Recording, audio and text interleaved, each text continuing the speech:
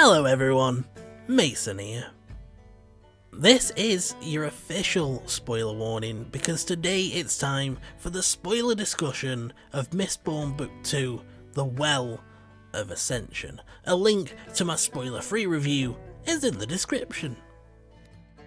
As I mentioned in my spoiler-free review, political intrigue is not my cup of tea.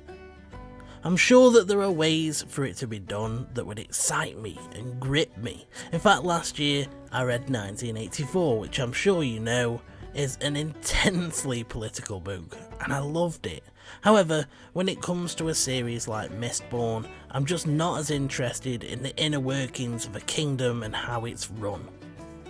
Due to this, The Well of Ascension felt like a book of two halves for me. On one hand, I felt like it started off really well. It almost immediately throws us into a fight with Vin, where we get to see how far she's come, how much her powers have developed. Fighting a team of Mistins along with a full-blown Mistborn is no longer a deadly, impossible task for her now.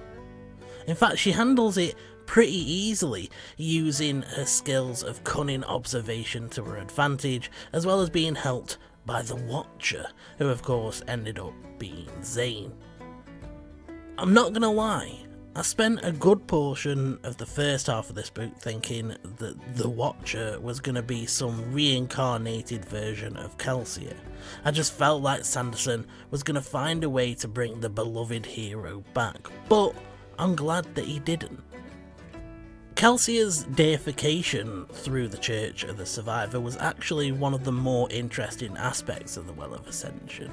Because of the way that the Church of the Survivor elevates him, we really get to see that his death has had a lasting impact upon the world. We also get to see that the death of the Lord Ruler wasn't necessarily the victory that we thought that it was. Through Sazed's storyline, we get to see that the people in the Outer Dominances are struggling, they're suffering, they relied on the Lord Ruler, they don't necessarily have the skills that they need to survive, they don't know how to farm, they don't know how to govern themselves, and it's interesting to me to see the negative impact of a story that we followed. We wanted the Lord Ruler to die. Just because our heroes won doesn't mean that everybody won. However, I did feel like it slowed down pretty quickly. Despite the fact that I found it interesting that Luthadel was balancing on a knife's edge, about to be besieged by the armies of Set and Strath along with the Likal army later on, I just wasn't as interested in the early on political discussions following Elend as he tries to keep his throne, navigate the laws that he himself has set up, and deal with the council that just wants him gone. In fact, I felt that the story drastically improved once Elend had lost his throne, because then you get to see what kind of man he truly is. But I want to talk more about Elend in more detail later on. The more the story progressed, the more I was invested in it. And as we got to the final part of the book, I found myself struggling to press pause to go and do anything else. I really enjoyed the Battle of Luthadel, and whilst I don't feel like it was on the epic grand scale of something like the Battle of Helm's Deep, I did feel like it was intense. With Sazed taking an active role in defending Luthadel, fighting alongside the army, with Vin desperately trying to get back in time to save her friends, it felt like everything was happening really quickly. What I will say is that when it comes to the former members of Kelsier's crew, I felt that they were a bit neglected. In the Final Empire, I thought that Ham was going to end up being one of my favourite characters in the series, but in The Well of Ascension, it really didn't feel like he progressed all that much, and I just didn't find myself caring. The same could be said for Doxon. In the Final Empire, he was Kelsier's best friend. He was such a likeable character. But in The Well of Ascension, I felt like he fell to the wayside a little bit, and by the time he reached the Battle of the Luthadel, where he was cut down by a Koloss and died, I found myself thinking, that sucks, but not really feeling sad. It just didn't hit me emotionally, which I thought was a shame.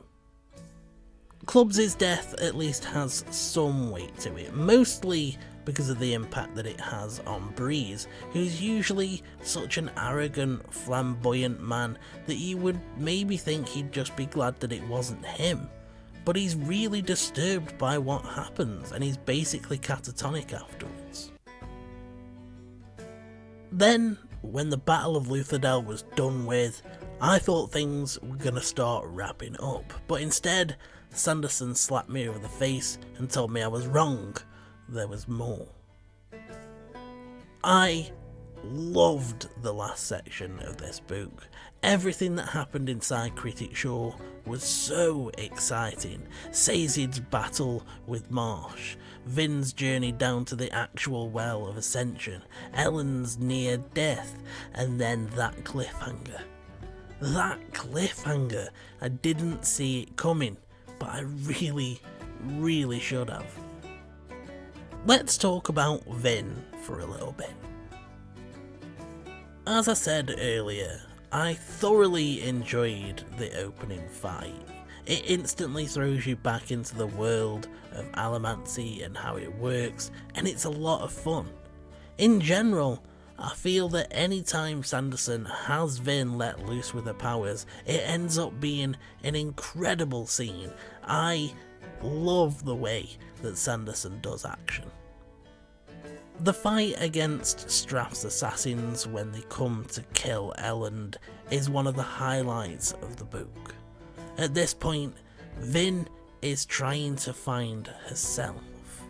She's trying to figure out what her role is in Ellen's life, in the kingdom, as a Mistborn. She's trying to figure out who she wants to be. And at this point, she's just started to feel comfortable. And then she's thrown into this desperate fight to protect Elland that culminates in the Duralium-fueled headbutt that full-on explodes a guy's head.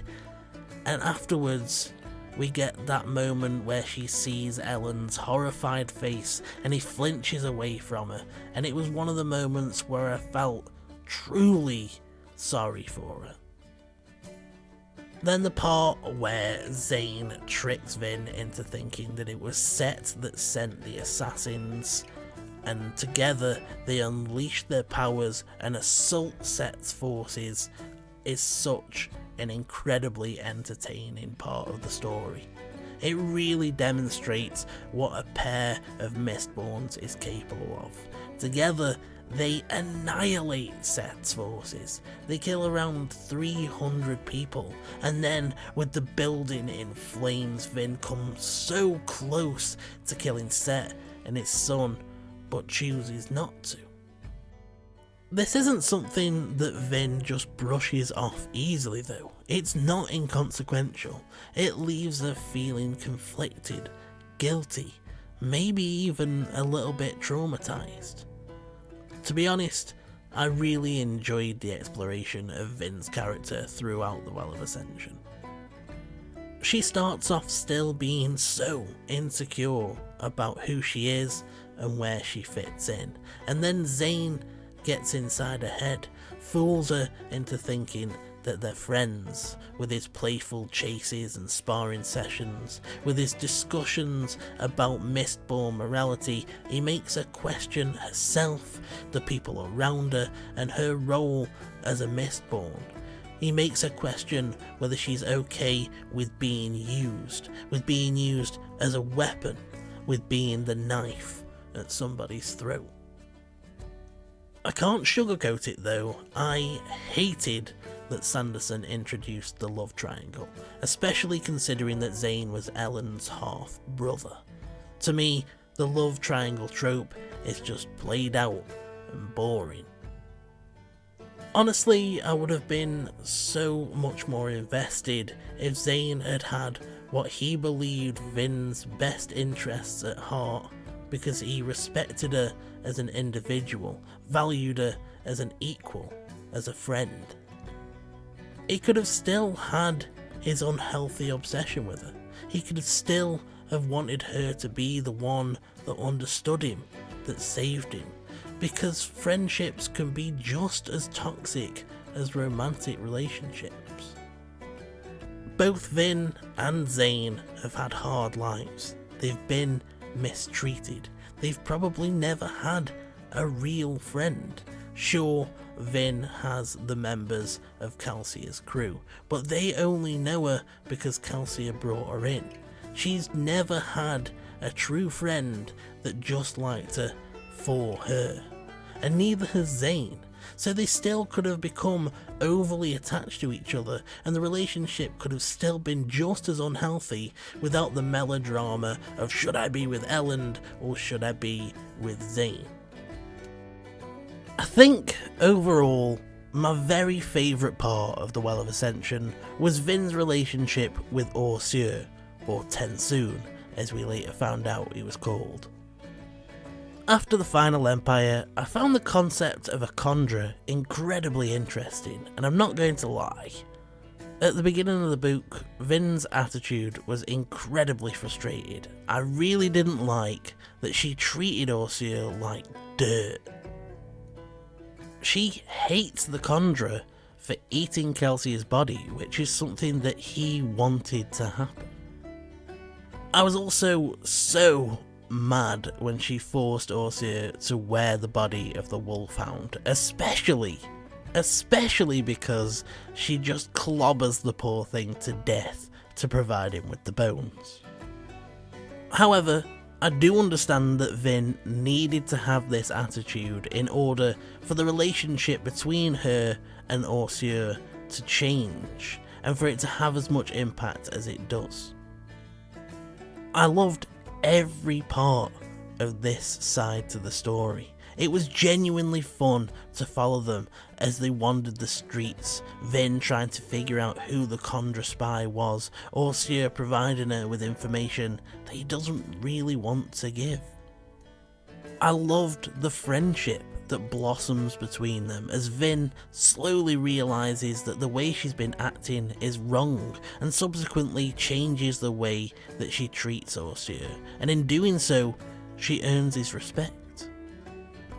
As they searched for the Kandra spy, I never considered, not even once, that it would just be Orsier. It makes so much sense, but I was so wrapped up in the evolving relationship between the two of them that I didn't even notice. I didn't even consider it, and so when the reveal came, it had so much more impact. Throughout the story, the contract is mentioned so much, over and over again, to the point where Vin is sick of hearing about it, but it's so effective because it hammers home the fact that the contract is the most fundamentally important thing to a Kandra, and so when he then breaks that contract to help Vin while she's fighting Zane, it clearly demonstrates how far they've come, how much the relationship has changed. The fact that Orsier is willing to break that contract to help Vin shows that he respects her, that he cares about what happens to her, and to have gone from the way that they were at the beginning of the Well of Ascension to the way that they are at the end is such an emotionally satisfying transition. I also really enjoyed Vin's pewter drag as she uses the horseshoes to get back to Luthadel after Sazed has tricked her and Elend into leaving. It's one of the many times throughout the Mistborn series where the magic feels like something out of a video game that I want to play. Her desperation to return to Luthadel in time to save her friends made the stakes feel so high. And the moment where Sazed has accepted that he's going to die, that all hope is lost, only for Vin to come soaring back into the city and change the tide of the battle, felt so epic. One of the things that I'm nervous to talk about is the way I feel that Vin's femininity is represented in this book and in the Mistborn series as a whole. I would understand in general if the people around Vin felt that she looked more ladylike in the fabulous dresses. I would understand if Vin felt this way, but I felt like as readers we were supposed to agree. On more than one occasion, Sanderson describes Vin's shirt and trousers look as men's fashion. Even Elend seems to agree. At one point, Vin is feeling vulnerable and traumatised by the violence that she's taken part in, and Elend actually thinks, oh, she'll never go back to the dresses now. I've known so many women that don't wear dresses on a regular basis. In fact, Vin's appearance with her shorter hair and the shirt and trousers actually reminded me of someone that I used to know. And I don't feel like Vin should have been shown to be any less feminine because she didn't wear dresses all the time. I just feel that it could have been written slightly differently so that it felt more like a celebration of the fact that Vin was different. She's one of the most powerful, badass people in the Final Empire. And it could have been written so that the fact that she doesn't need to wear dresses is one of her strengths. Let's move on and talk about Elend for a little bit. Throughout the Well of Ascension, Elend transitions from a young, idealistic, wannabe philosopher to a man who is worthy and capable of wielding the respect and authority that comes with being the king. Tindwell has him change his appearance. He cuts his hair, he switches from dishevelled suits to a more militaristic uniform, but this is only really the beginning. The real change is internal, because at the start Elend is just a young man, an idealistic philosopher who spent hours debating with his inner circle of friends, hoping and dreaming for a better empire. He has ideas about how the empire should be run, but they aren't necessarily compatible with reality, and throughout the story he has to find the balance between what he believes should happen and what needs to happen. Having Elend's father as one of the villains was a great choice in my opinion, because it hammers home the conflict that Elend is feeling between his past and his future, between the man that Straff thinks he is and the man that he's becoming. And it also shows how incredible it is that Elend ended up as a good man considering where he came from. Jastes Lical also helps hammer this point home. Elend really wants to make the Empire a better place. He desperately wants to make Luthadel better for its residents. He values the law. He tells the truth no matter what, even if it will be bad for him, even if it leads to him being deposed, just like it does. And after he's deposed, he still works as hard as he can to make Luthadel a better place.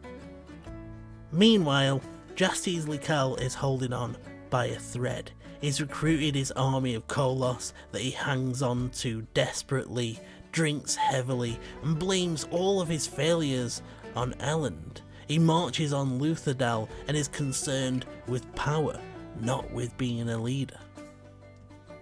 I think that's one of the most important points. Throughout the Well of Ascension, Elend wants to be king. He genuinely does, but not so that he can have the authority, the respect and the power, but because he genuinely cares about the people that live in Luthadel and he wants to make life better for them. He'll do whatever it takes to make that happen, even if it means that he can't be king. Even after he's been deposed, he still works as hard as he can to make Luthadel better.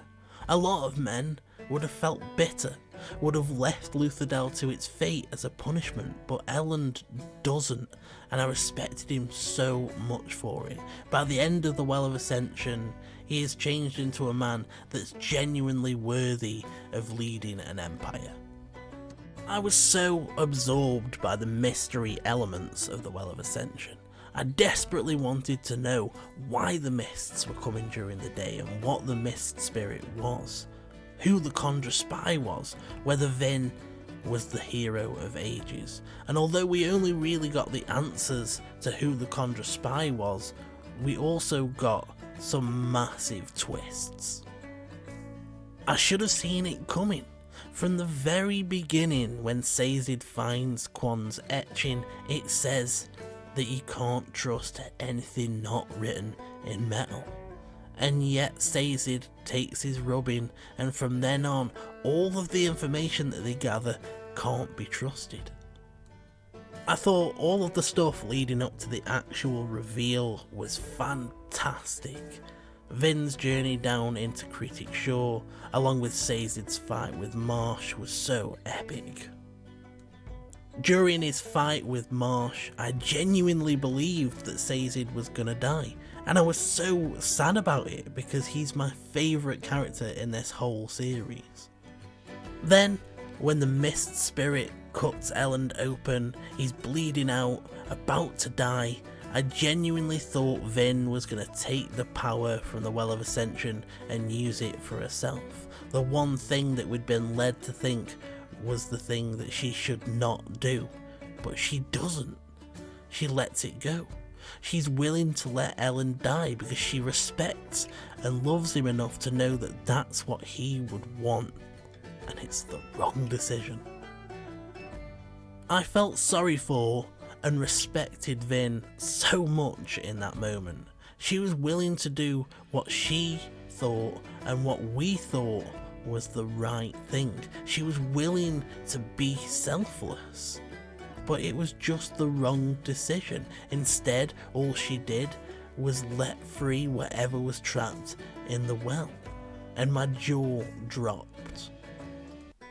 Then we found out that the force trapped in the well had not only changed Sazed's writing, but changed the writing from the logbook in the Final Empire. Manipulating our characters into setting it free was mind-blowing.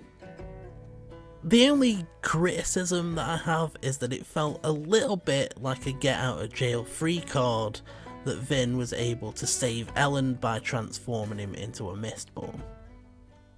However, that's only a small criticism, and I don't feel like it detracted from how great the final chunk of the Well of Ascension was, and by the time I was finished, I couldn't wait to pick up the Hero of Ages. Another great twist was the final moment with Zane. The whole way through Zane's arc, we're led to think that he is insane. The voice in his head is constantly telling him to kill people, even Straff, who is his own father. He tries to poison Straff on multiple occasions, and it's all down to this insanity that he's always felt.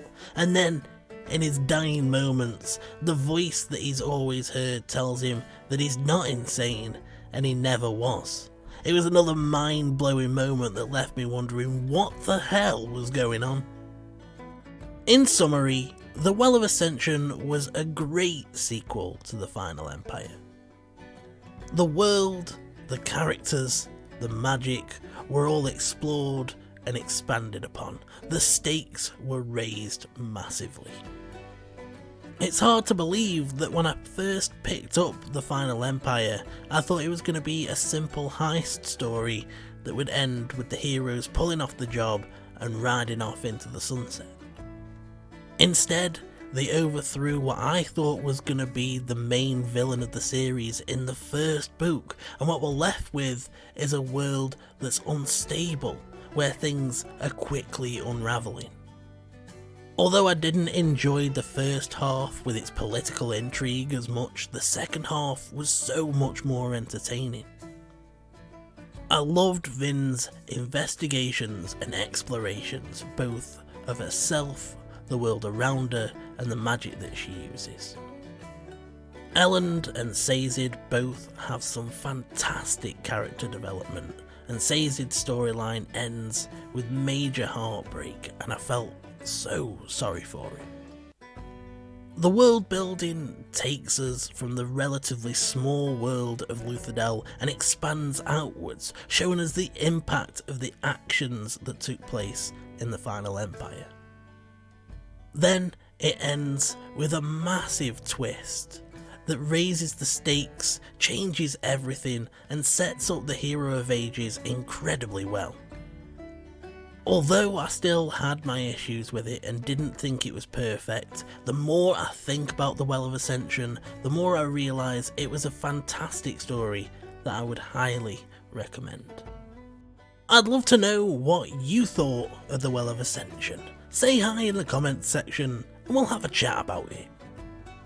I hope that you've enjoyed today's review. If you've had a good time, give high fives to both the like and subscribe buttons, because they're lonely.